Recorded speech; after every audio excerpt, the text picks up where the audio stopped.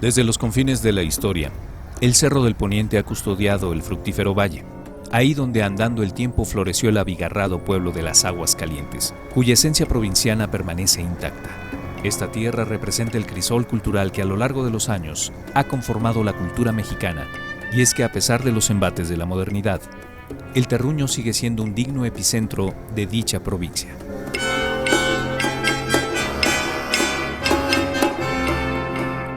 Ubicada en el centro geográfico de nuestro país, la ciudad de Aguascalientes siempre ha sido un punto estratégico en muchos sentidos. Desde la época colonial, la antigua villa conectaba con los principales caminos y rutas de tierra adentro. Al margen de esta privilegiada ubicación, el pintoresco poblado siempre conservó una apacible quietud. En los albores del siglo XX, la vida transcurría entre la aparente paz porfiriana. Con asombro, los habitantes de estos lares escucharon las noticias del levantamiento revolucionario. Sin embargo, y hasta 1914, la dinámica de la hidrotermápolis no se había modificado.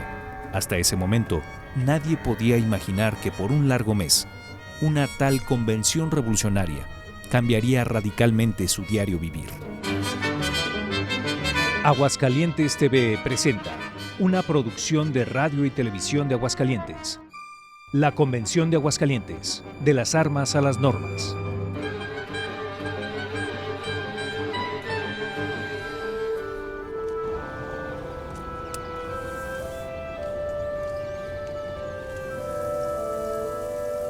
Desde el antiguo virreinato de la Nueva España hasta el México independiente, nuestro país ha contado con una enorme diversidad.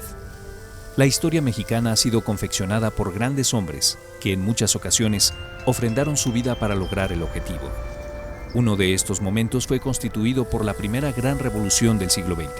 Bueno, la Revolución Mexicana es uno de los acontecimientos más importantes en la historia nacional. Es el punto de arranque de lo que es el México de hoy. Muchas de las instituciones, de la cultura, de las leyes, de la misma Constitución que nos rige, tienen su origen en la Revolución Mexicana. La Revolución Mexicana tiene muchas aristas, muchos conceptos.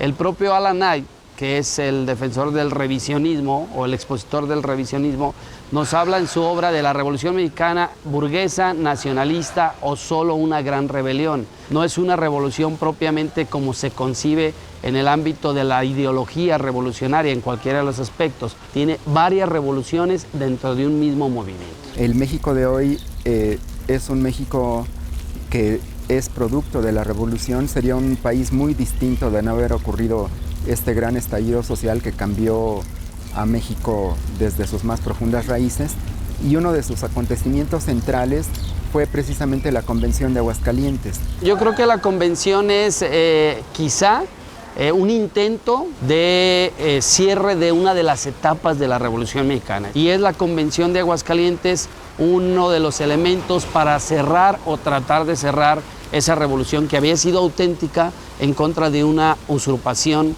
y la convención significa, desde mi punto de vista histórico, ese cierre de esa etapa. Yo la definiría como el intento más original de la revolución, el más representativo también, porque se dieron cita las distintas fuerzas revolucionarias, y finalmente es un intento de crear un nuevo Estado, producto de la lucha armada, de los ciudadanos armados que lucharon contra el antiguo statu quo o el antiguo régimen.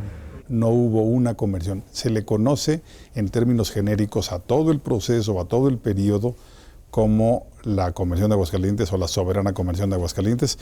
A mí me gusta más llamarle las convenciones, pero la convención tiene particularidades muy señaladas.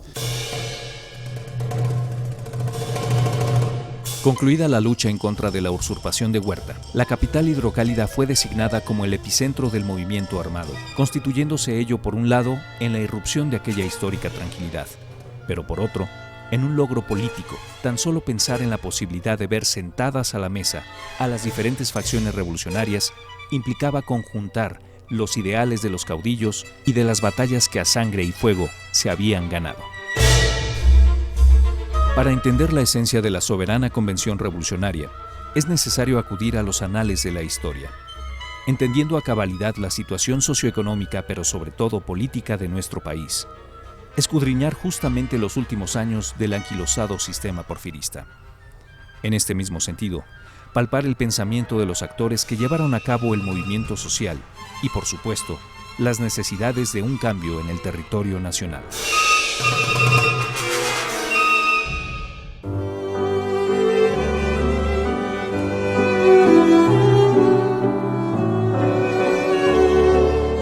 Durante los 2 primeros lustros del siglo XX, la maquinaria porfirista permanecía funcionando con una aparente regularidad, engrasándose la vieja máquina, entre otras cosas, con la estabilidad monetaria y la inversión extranjera. Sin embargo, el descontento social se reflejaba cada día más, siendo las huelgas en los sectores mineros y de textiles un claro ejemplo de ello.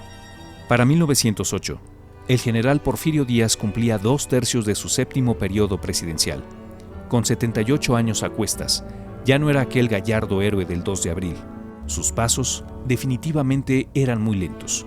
Por ello, en marzo de aquel año, el viejo dictador dio indicios de una apertura política.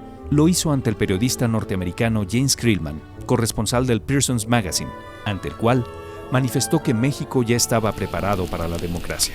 General Diaz, the fate of the country has been in your hands for 30 years. Are you absolutely sure the country's future is safeguarded under free institutions? El futuro de México está garantizado. Me retiraré cuando termine el presente periodo y no volveré a gobernar otra vez. De esta manera, aparece la figura de Madero, un terrateniente del norte del país que acuñó el libro titulado La sucesión presidencial de 1910, documento escrito a mano que planteaba, entre otras cosas, la necesidad de un cambio político, haciéndole llegar un ejemplar al propio general Díaz. Francisco I. Madero, originario de Parras, Coahuila, donde nació en 1873, pertenecía a una familia muy rica, de las más ricas de México. Él era un hombre riquísimo, un hombre de muchos estudios, estudió en Europa, estudió en Estados Unidos, pero él era un liberal.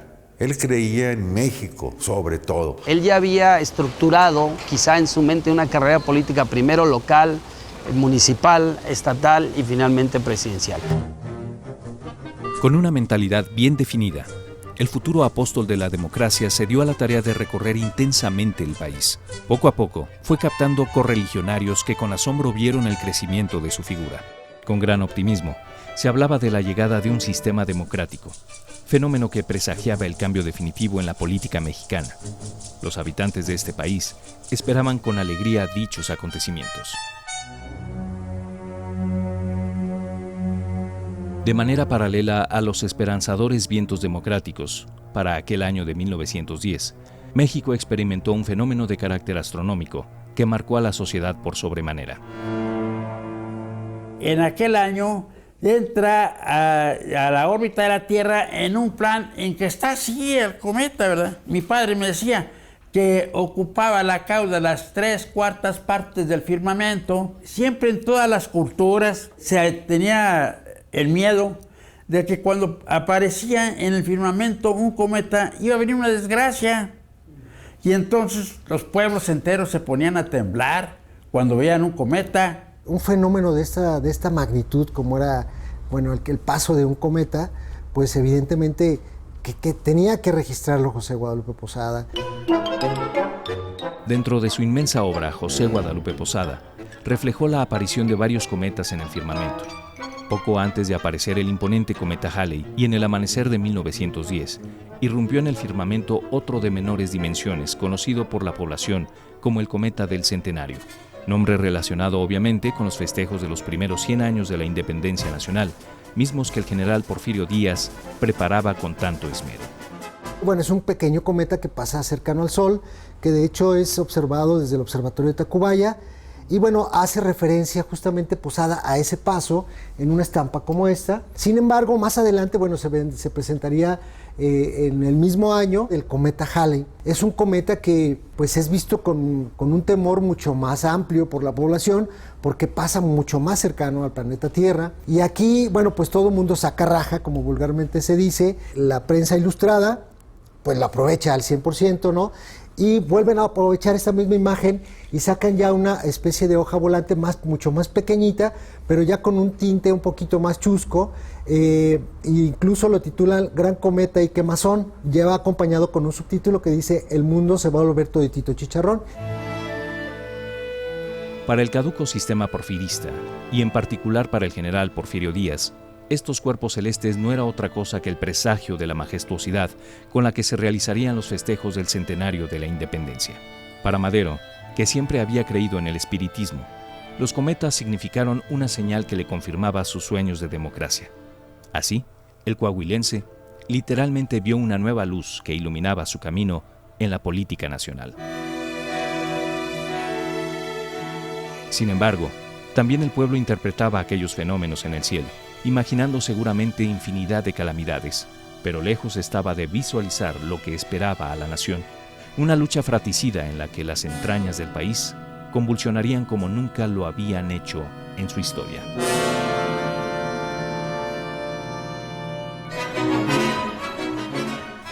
Al igual que los cometas, a partir de 1908 Madero irrumpía en el firmamento político. Con tan solo 37 años de edad, fue adquiriendo una estela de luz que encandiló a todo el aparato gubernamental, mismo que llegaba a 3 décadas en el poder. Madero se convirtió en un sinónimo de cambio. Aquellas ideas neoliberales presagiaban nuevos senderos de una política necesariamente democrática.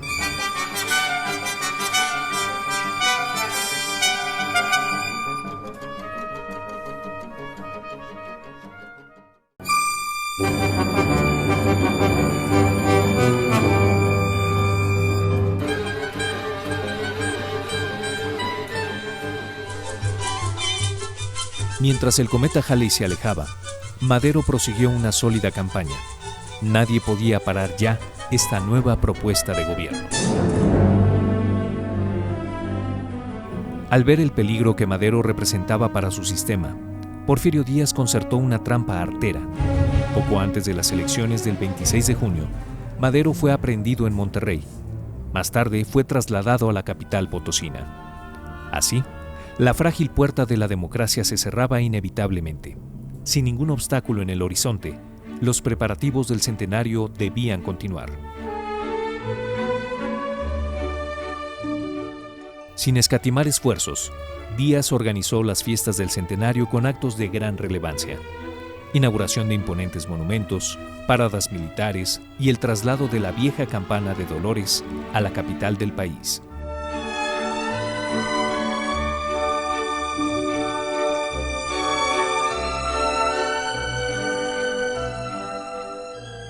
Desde la cárcel, Madero concibe la inaplazable revolución armada.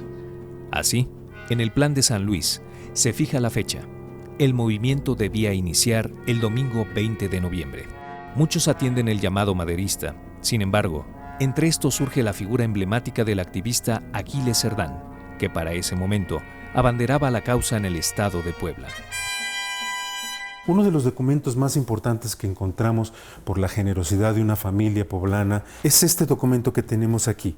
Es una carta autógrafa y manuscrita de Aquiles Cerdán en la que precisamente hace una proclama invitando a todos los ciudadanos a que se levanten en armas el día 20 de noviembre. Incluso es tan singular el documento que tiene hasta unas tachaduras aquí de equivocaciones que se tuvieron en su momento. Le habían puesto Puebla enero y se dieron cuenta de que no era así, lo tacha el mismo Aquiles Cerdán y le corrige noviembre 20 de 1910 y lo firma.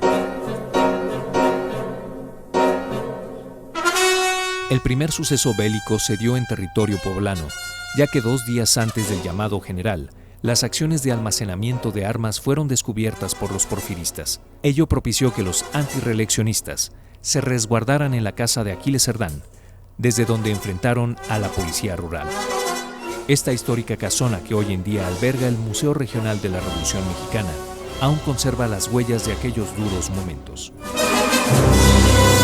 4 horas y media de balazos dejan la destrucción, no solamente en esta casa, sino también en la casa de al lado y en esta dulcería que existe desde entonces. La batalla es muy cruenta, las autopsias que tenemos desde entonces nos habla de un gran salvajismo de lo que sucede en la batalla. Hay algunos de ellos incluso que tienen la cabeza destrozada porque se ve que cuando llegan los soldados todavía están vivos y los rematan allá arriba. Este espejo estaba puesto en la sala de la familia Cerdán y es uno de los testigos mudos de lo que aquí sucedió en ese momento. Se levantaron todas las capas de pintura que se habían acumulado durante cerca de 100 años y encontramos que esta era la pintura original. Pero conforme fuimos quitando capas también fuimos encontrando agujeros. Y estas puertas que les estoy abriendo son las puertas originales de la casa. Y todos los agujeros que ustedes ven aquí y en el siguiente que se encuentra allá son precisamente testigos de la balacera que se dio en ese momento. Aquiles Cerdán encuentra el fin de sus días la madrugada del 19 de noviembre, justo cuando salió del pequeño sótano que se encontraba en su propia recámara. Aquel balazo no solo le atravesó la cabeza, también lo convirtió en uno de los primeros mártires de la Revolución Mexicana. A pesar de la derrota en Puebla, el remolino llegó con mucha fuerza. Solo en el estado de Chihuahua se levantaron en armas Abraham González, Francisco Villa y Pascual Orozco. Para marzo de 1911, el propio Madero participó en la toma de Casas Grandes. Luchó con las armas en la mano, lo hirieron en la revolución. Aquí está herido él al inicio de la revolución, pero él pronto entendió que no era militar, que era él el jefe de la revolución. Y como tal lo dirigió. Él no ganó batallas, ganó la revolución. El avance de Madero y su revolución era implacable, y tras medio año de lucha, el dictador finalmente presentó su renuncia. Los tratados de Ciudad Juárez, además de poner fin a la carrera política de don Porfirio, significaron una esperanza para la transición y una oportunidad para el cambio esperado. Porfirio Díaz abordó el Ipiranga rumbo a Francia. En él, cruzó el Atlántico para no regresar jamás. Con 80 años a cuestas, Díaz sabía que los intereses regionales eran muchos. Por ello, antes de marchar sentenció: Madero ha soltado el tigre.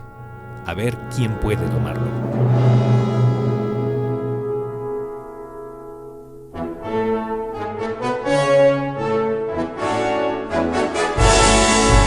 Precedido por un terremoto, Madero hace una entrada triunfal en la capital del país el 7 de junio de 1911.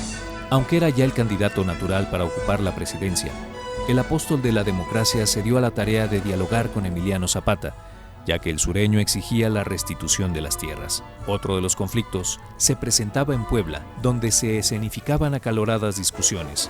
Por ello, a partir del 14 de julio, Madero llegó a estas tierras. Madero llega a Puebla y permanece 4 días. Y el día 18 es cuando da este discurso en el Palacio Municipal. Estados de la República, me dirijo a todos, a los que formaron parte del Ejército Federal y a los que formaron parte del Ejército Insurgente.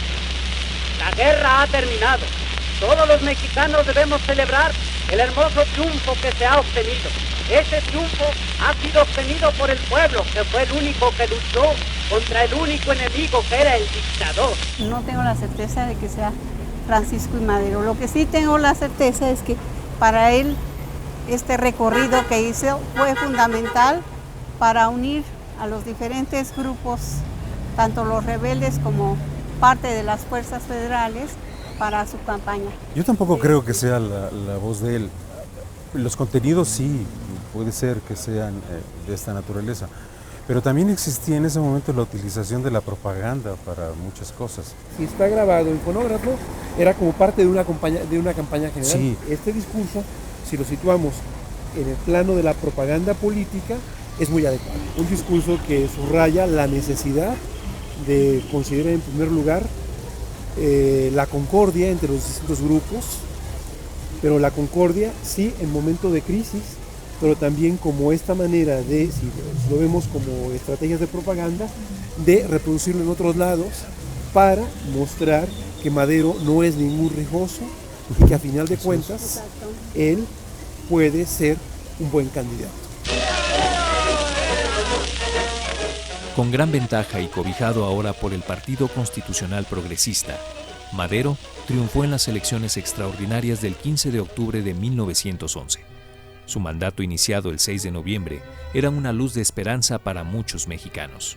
Para desgracia, la incipiente democracia inmediatamente recibió diversos ataques.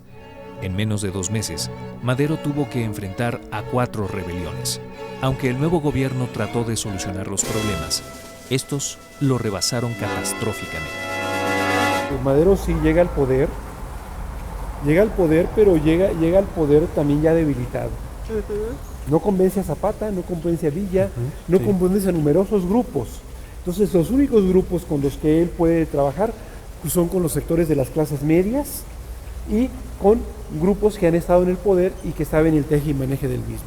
En los acomodos, en los siguientes meses de estos grupos de poder es cuando empiezan a surgir las diferencias mayores, ¿no? Pero nombrar a un personaje como Victoriano Huerta, que prácticamente lo traicionó, que estuviera al frente del ejército, que era pieza clave para someter a todos los grupos revolucionarios que estaban, pues Villa, Zapata, que no sentían representados sus intereses con la política de Madero, pues muestra también, por un lado, la complejidad de ese periodo, pero por otro lado también que Madero quería llevar las cosas por la paz en un momento imposible y que él confió demasiado en estos personajes que son quienes lo traicionaron, ¿no? La situación no era lo que él quisiera, sino eran las circunstancias en las que estaba y con los grupos que tenía que trabajar. Como diría mi abuelo, pues con esos güeyes tenía que dar. Así es. El gran problema de Madero es que una revolución como la que él había encabezado había despertado, como diría Federico Gamboa, el tigre. Y una vez que se despertó el tigre, él no pudo en ningún momento apaciguarlo. No lo dejaron gobernar, solamente fueron 15 meses. Lo asesinaron salvajemente. Aunque Madero intentó solucionar la problemática nacional, el episodio más triste de su gobierno es conocido como la Decena Trágica. Entre el 9 y 19 de febrero de 1913, y en contubernio con varios generales porfiristas, el usurpador Victoriano Huerta traicionó a la naciente democracia. Tras renunciar y ser encarcelados, Madero y Pino Suárez fueron asesinados de la manera más cobarde. Hoy, un discreto monumento apenas si lo recuerda.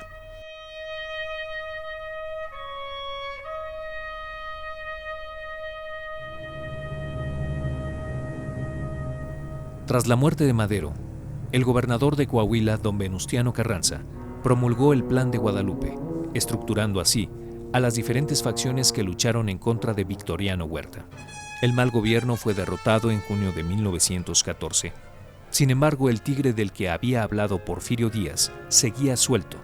Por ello, en octubre de aquel año, en una pequeña ciudad y por medio de una convención, se intentaría domarlo.